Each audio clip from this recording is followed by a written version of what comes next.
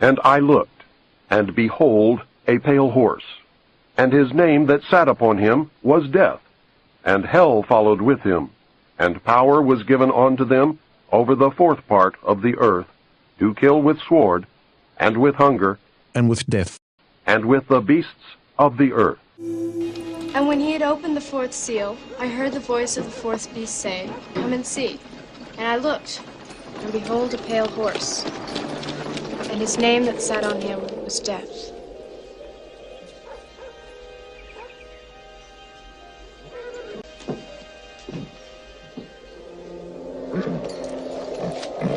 And hell followed with him. Book of Revelation, chapter 6, verse 8.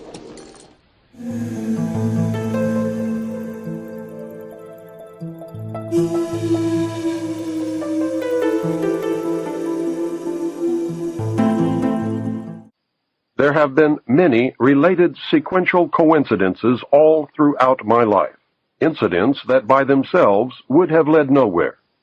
Statistically, the odds against the same are a related sequence of events happening to one individual are astronomically high. It is this series of incidents that have convinced me that God has had a hand in my life.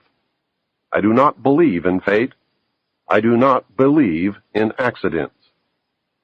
I cannot and will not accept the theory that long sequences of unrelated accidents determine world events. It is inconceivable that those with power and wealth would not band together with a common bond, a common interest, and a long-range plan to decide and direct the future of the world. For those with the resources to do otherwise would be totally irresponsible. I know that I would be the first to organize a conspiracy to control the outcome of the future if I were such a person and a conspiracy did not yet exist. I would do it in an attempt to ensure the survival of the principles in which I believe, the survival of my family, my survival, and the survival of the human race, if for no other reason.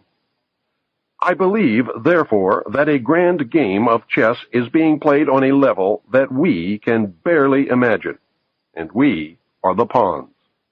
Pawns are valuable only under certain circumstances, and are frequently sacrificed to gain an advantage. Anyone who has studied military strategy is familiar with the concept of sacrifice. Those who have seriously studied history have probably discovered the real reason we go to war on a regularly scheduled basis.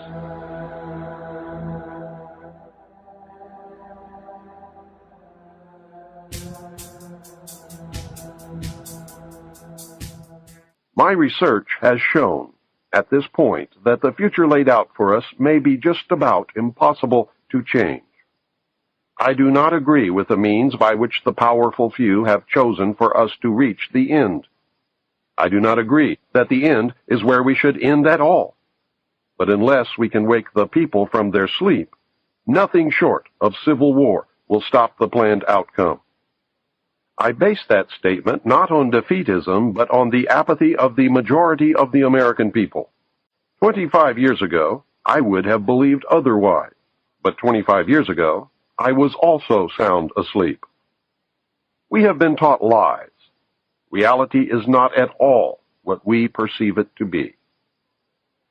We cannot survive any longer by hanging on to the falsehoods of the past.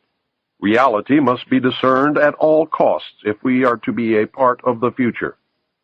Truth must prevail in all instances, no matter who it hurts or helps, if we are to continue to live upon this earth.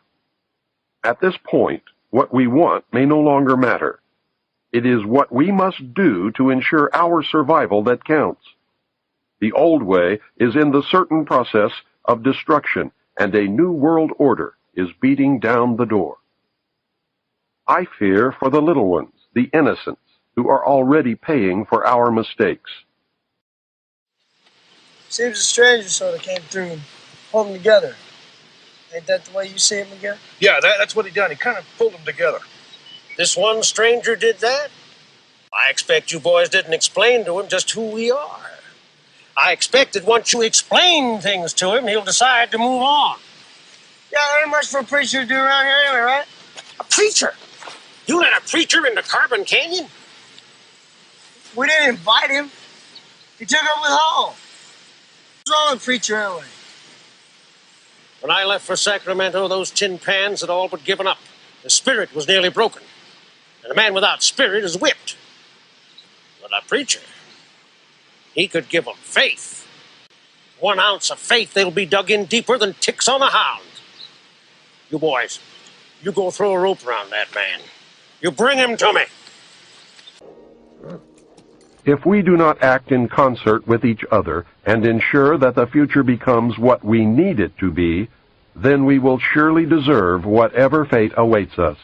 I believe, with all my heart, that God put me in places and in positions throughout my life so that I would be able to deliver this warning to His people. I pray that I have been worthy and that I have done my job.